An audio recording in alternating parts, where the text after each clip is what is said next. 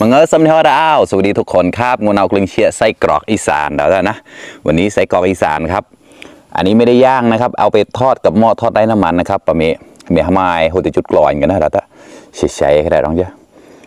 ไอเดเสริมมาฝากเด็กลงวอยนั่นน่าจะได้ร้านนูมาชายแต่นะกลึงเชียงกับมุจจอเราตั้งงูเอากับกลึงกับบรรยากาศเย็นๆนะงูสุดเศร้านะดักเล่าตัวไรน์มาแดดเราตะกละนี่ก็วูเชียปองดีกลึงเชียไส้กรอกนะใครที่ยังไม่ได้กินข้าวก็ไม่มีข้าวนะครับวันนี้มีไส้กรอกครับมา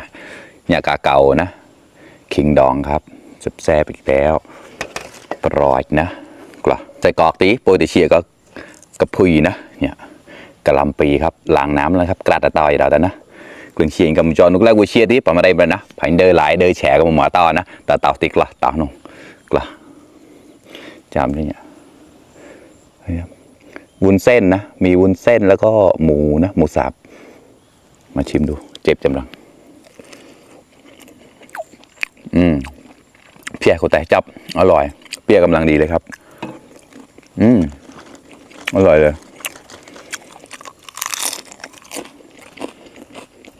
เชียอร่อยเลยครับเจ้าเชียเก่ามาครับคำโตโตหมอกตุดเต้าเราตานุ่ง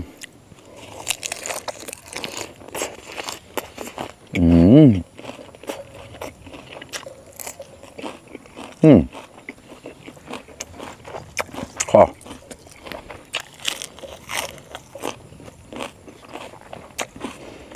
อร่อยมากวุ้นเส้นนะ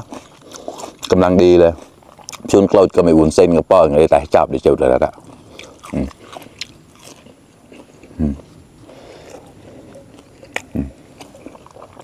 คิงดองครับ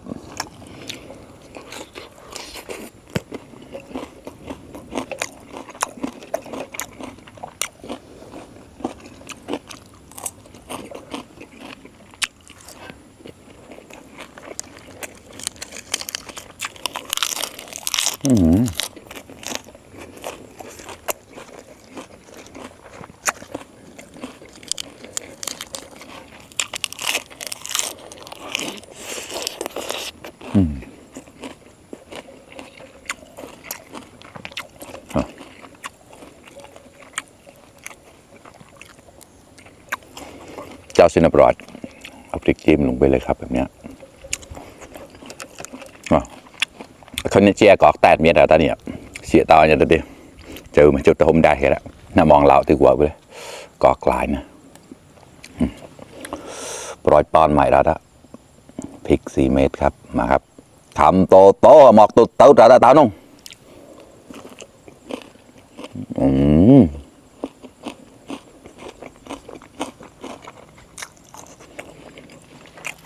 อร่อยมาก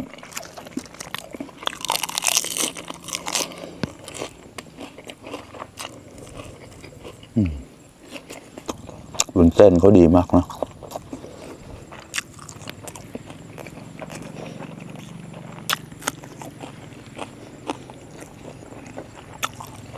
ชิ้นดองครับ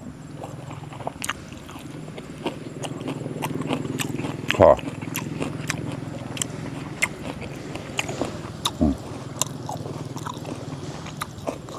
นี่ก็ตามเจ้าไส้กรอกชื่อคอมเมนต์นี่แล้วเยอะใครที่ชอบกินไส้กรอกบ้างครับคอมเมนต์มาหน่อยครับ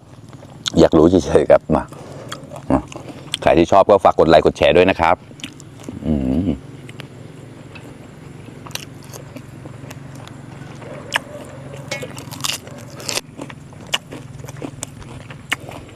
กรอบมาก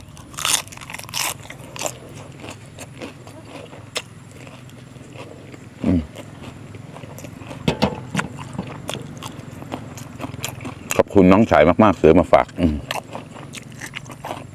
ไปร้านก่อนตั้งต้นมาหลาย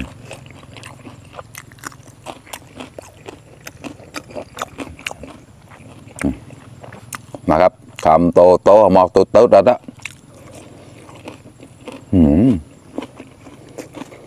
ในส่วนที่พี่จะหมายมันจืดแล้วนะสักกี่นะหรือว่าไม่เจ้าเยอะนะ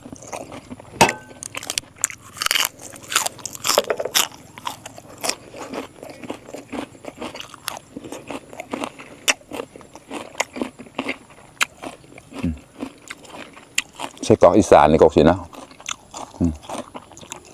หอม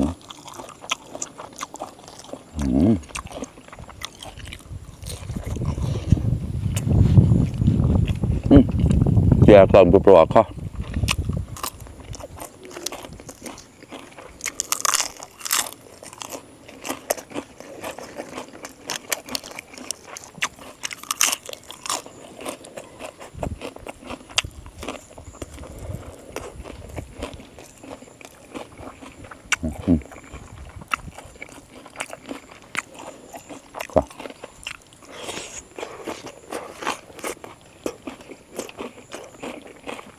ปะเมียได้แพร่ขอใจเจ้าแล้วก็เพี้ยแม่งอะไรก็ซิเพี้ยเอาหน้าเพี้ยคลายเนี่ยแต่เจ้าพุย